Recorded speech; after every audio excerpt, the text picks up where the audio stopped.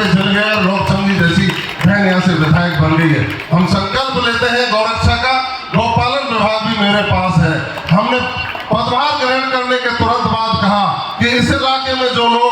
गौ तस्करी का काम करते हैं, इलाका छोड़ के चले जाएं, अपना रास्ता बदल लें, नहीं तो उनको बिलों में से भी निकाल करके सलाखों के पीछे पहुंचाने का काम राजस्थान की सरकार करेगी। उस पर काम शुरू होगा। कल आईजी साहब ने बैठक ली, उससे पहले भी सभी थाने को, तहसीलों को निर्देशित कर दिया गया है कि किसी भी तरह का अत्याचार बर्दाश्त नहीं होगा। या जिस तरह की ऑनलाइन ठगी का कारोबार बड़े स्तर पर चलता है, राज्य स्तर पर हैकाथॉन फर्स्ट आयोजित करके 28 प्रदेशों के जो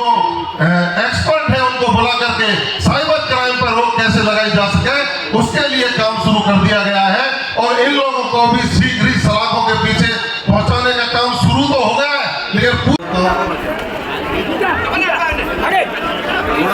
कामा में आयोजित इस पंच कल्याणक महोत्सव में आज हमारे साथ यहाँ की स्थानीय विधायक आदरणीय डॉक्टर चौधरी जी, राजस्थान सरकार में पूर्व मंत्री रहे बड़े भाई मदन मोहन जी सिंघल साहब, यहाँ के कई बार प्रधान रहे, भारतीय जनता पार्टी के जिलाध्यक्ष रहे आदरणीय रविंद्र जी जैन साहब, और इस पंच कल्याणक महोत्सव की समस्त पूजनीय आयोजन कमेटी, मंच के समक्ष विराजमान जैन समाज के सभी मेरे पिता कुल बुजुर्ग, नौजवान साथी, माताएं, बहनें, भगवान श्री कृष्ण जी की क्रीड़ा स्थली और बहन विजयवती जी की जन्मस्थली, इस काम्य वन की भूमि पर मैं सबसे पहले तो आचार्य जी का, सुनील सागर जी महाराज का और सभी जैन मुनियों का अभिवादन करता हूँ, साष्टांग प्रणाम करता हूँ। देखिए, महाराज जी के मुखारविंद से हम अपने जीवन के कल्याण के सूत्र और भारतीय संस्कृति का संरक्षण, धर्म की रक्षा और विश्व कल्याण का मंत्र हमने श्रवण किया है, आत्मसात किया है। और निश्चित रूप से जहां तक मुझे जानकारी है, विश्व भर में जब संस्कृतियों की चर्चा होती है विद्वानों के बीच में, तो एक बात निकल के आती है कि भारतीय संस्कृति ही सर्वश्रेष्ठ संस्कृति है। और निश्चित रूप से वैदिक काल से लेकर के और आज दिनांक तक हम सब जब अध्ययन करते हैं तो ये चीज निकल के आती है कि ये देश कृषि प्रधान देश तो है, लेकिन ये देश ऋषि प्रधान देश भी है, जहां ऋषियों मुनियों की परंपरा और उनके प्रवचनों के आधार पर हम अपनी जीवन जीने की व्यवस्था को अनुकूल बनाने के लिए हमेशा संकल्पित होते हैं। देखिए, आज हम काम्यवन में महाराज जी के प्रवचनों का लाभ उठा रहे हैं। किसी दिन यहाँ भगवान श्री कृष्ण ने भी अपनी अठेलियां, अपनी क्रीड़ा स्थली बना करके पूरे विश्व को संदेश देने का काम किया था। मैं तो सौभाग्यशाली हूं कि आयोजन कमेटी ने मेरे जैसे तुच्छ से राजनीतिक कार्यकर्ता को ऐसे महान पुरुषों के दर्शन के लिए आमंत्रित किया, और मैं आज दर्शन करने जब पहुंचा तो निश्चित रूप से अभिभूत हूं। और मैं सोचता हूं कि आप महापुरुषों के दर्शन मात्र से मेरे भी जीवन का कल्याण हो जाए। यह सही है कि यहाँ दो तरह की संस्कृतियां, वैदिक संस्कृति, जैन संस्कृति निश्चित रूप से प्रचलित है, और हम सब उनके अनुरूप सामने कैमरा सदाचार सद्मार्ग पर चलने की परिकल्पना के साथ विभिन्न धार्मिक आयोजनों में शामिल होकर उस समय पर किए गए प्रवचनों के माध्यम से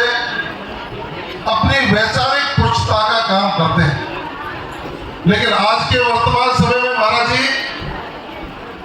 इन दोनों संस्कृतियों के साथ एक पाश्चात्य संस्कृति का जो प्रभाव नौजवानों में हुआ, हमें सोचने की आवश्यकता है कि पाश्चात्य संस्कृति का प्रभाव नहीं हो, उसका प्रभाव नहीं हो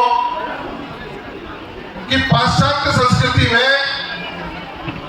कभी भी आत्मीय भाव दिखाई नहीं देता। उस संस्कृति में विवाह को भी कॉन्ट्रैक्ट मानते हैं और भारतीय संस्कृति में विवाह को संस्कार माना गया है। हम और आप सब अभी महाराज जी के मुखारबिंद से जो सुन रहे कि मां का स्थान सर्वश्रेष्ठ है और उस मां के स्थान को सर्वश्रेष्ठ मानते हुए यदि हम पुरातन समय में जाएंगे और चिंतन करेंगे तो भारत की प्रत्येक चीज की शुरुआत या हमें कुछ मांगना होता है तो प्राप्ति की भी मां रूपी उनसे होती है कि जब हमको शिक्षा की प्राप्ति करनी होती है तो मां सरस्वती की पूजा करनी पड़ती है। हमें जब धन की प्राप्ति की आवश्यकता होती है तो मां लक्ष्मी की पूजा करनी होती है और जब हमको शक्ति की प्राप्ति करनी होती है तो मां दुर्गा की पूजा करके हम अपने कदम को आगे बढ़ाने का काम करते हैं। उस भारतीय संस्कृति से पोषित होकर हमको और आपको ये विचारणीय बिंदु है, विचार करना चाहिए कि आज हम उस देश में जीवन जीते हैं जिसमें श्रवण कुमार जैसे भक्त ने जन्म लिया, अपने 4 धाम की यात्रा कराने के लिए अपने अंधे माँ बाप को अपने कंधे पर बिठा करके वो ले गए और यात्रा कराने का उनका संकल्प पूरा करने का काम किया। लेकिन विचार जब आता है, चिंताएं तब होती हैं जब उसी श्रवण कुमार के देश में वृद्धाश्रमों में रहने को हमारे माँ और बाप मजबूर हो रहे हैं और ये संस्कृति प्रचलन में आती जा रही है। हमें विचार करना चाहिए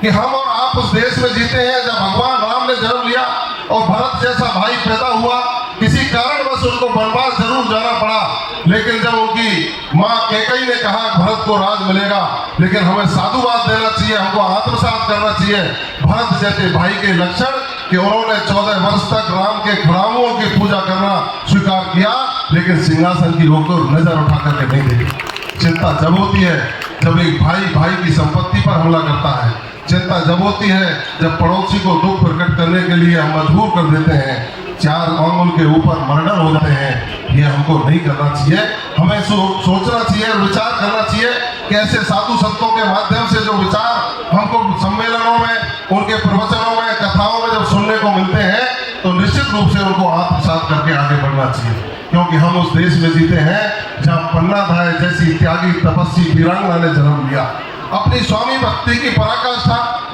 वहां के राजा की जिस तरह से विरोधियों ने उनके वंश को मिटाने की संकल्पना को पूरा करने के लिए प्रयास किया, तो मां पन्नाधाय ने अपने बेटे चंदन का बलिदान देना स्वीकार किया, लेकिन उनके वंश को मिटने नहीं दिया।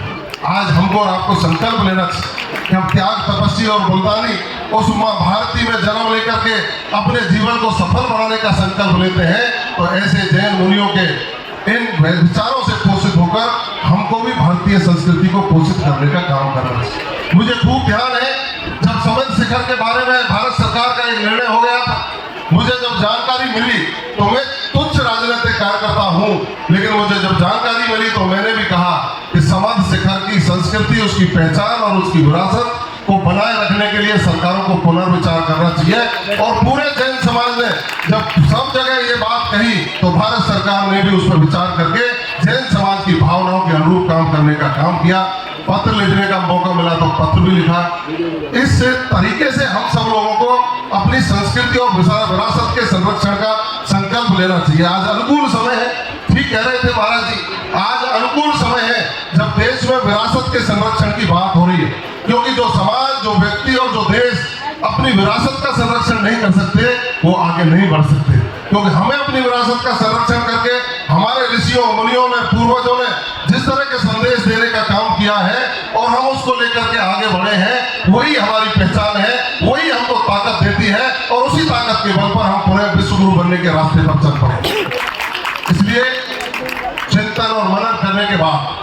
हमें संस्कारवान संस्कृति पैदा करने का संकल्प लेना है। हमारी संततियां जो पैदा होती हैं उनको संस्कार देने का काम करना है। वो यदि संस्कारित रहेंगे तो तो निश्चित रूप से हमारे परिवार का विरासत का संरक्षण कर पाएंगे। वो संस्कारवान रहेंगे तो माता पिता मजबूर नहीं होंगे वो वृद्धाश्रम में रहें। वो संस्कारवान रहेंगे तो समाज में विकृतियां नहीं आएंगी। इसलिए ऐसे आयोजनों से संकल्प लेकर संततियां संस्कारवान हो, इसका संकल्प लेकर के हमको जाना चाहिए। मैं तो आपका छोटा सा राजनीतिक सामाजिक कार्यकर्ता हूँ। पिछली बार आपके बीच में आया था, अब की बार बहन नौक्षम जी आपके बीच में है, लेकिन मैं मेरे ऊपर जब भी जहाँ भी जाता हूँ तो आप सब लोगों की जो भी आशीर्वाद है मेरे ऊपर हमेशा रहता है। इसीलिए आपके आशीर्वाद के बल पर मैं बड़े बड़े आतताई और अत्याचारियों से लड़ने की हिम्मत रखता हूँ और लड़कर के उनको सही रास्ते पर लाने का प्रयास करता हूँ। यही कारण था कि पिछले 5 साल जब आपके बीच में रहा तो जो यह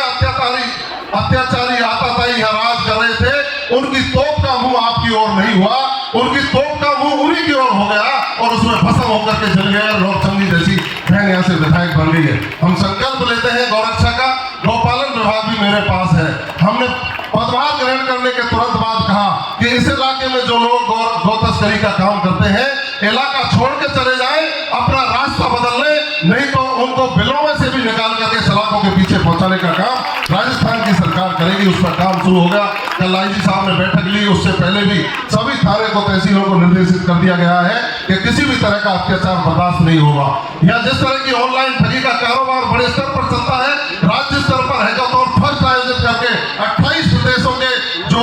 एक्सपर्ट है उनको बुला करके साइबर क्राइम पर रोक कैसे लगाई जा सके उसके लिए काम शुरू कर दिया गया है। और इन लोगों को भी शीघ्र ही सलाखों के पीछे पहुंचाने का काम शुरू तो हो गया है, लेकिन पूरा बंद करने का काम करके आम जन को शांति और सुरक्षा देने का काम किया जाएगा। मेरा आपने स्वागत किया, सम्मान किया, उसका सबका उस सभी का आपका आशीर्वाद लेकर के मैं निश्चित रूप से अपने आप को अभिभूत समझता हूँ। अब यहाँ मार्ग की समस्या है, दूसरी चीजें हैं, नौक्षम जी और हम सब मिलकर के आपकी सारी समस्याओं का समाधान करने का काम करेंगे। थानों में तहसीलों में दलाली मिटाने का काम करेंगे। अवैध खनन का जिस तरह से कारोबार होता है उसको मिटाने का काम करेंगे। कोई भी बड़े से बड़ा व्यक्ति उसमें संलिप्त पाया जाएगा उसके खिलाफ भी ठोस कार्रवाई करने का काम करेंगे। अमन चैन शांतियां बहाल रहे, आप लोग प्रेम और भाईचारे का संदेश लेकर के जाएं। साधु संतों के आशीर्वाद से भारतीय संस्कृति के संरक्षण और हमारी संस्कृति का संतुलन बनाने में सहयोग करेंगे, ऐसा मेरा विचार और आपकी संकल्पना से ओतप्रोत होकर हम आप सब जाएंगे। मैं तो आभारी हूँ जैन संतों का, जिन्होंने संस्कृति के अपने वातावरण के संतुलन को बनाने के लिए जो वैचारिक पुष्टता का काम आप जिस तरह से देश और विदेश में भ्रमण करके करते हैं, निश्चित रूप से ये हमें मील का पत्थर साबित होते हैं, हमारे विचारों को पुष्ट करने का काम करते हैं। और संतों की जो इस विश्व में सांस्कृतिक धरोहर के संरक्षण में जो भूमिका है उसको नकारा नहीं जा सकता। हम और आप सब एकजुट होकर के, संगठित होकर के भारतीय संस्कृति के संरक्षण के लिए काम करेंगे। हम जब भी आधी रात पर कामा का कोई भी व्यक्ति, नगर का कोई भी व्यक्ति, राजस्थान भर का कोई भी व्यक्ति धर्म की रक्षा, संस्कृति रक्षा की बात करेगा, आधी रात पर जवाहर सिंह मैडम खड़ा होकर के आपके चरणों की धूल को माथे से लगाकर आपके संकल्प को पूरा करने का काम करेगा। जय हिंद, जय भारत, बोलिए जय मुनि महाराज की जय।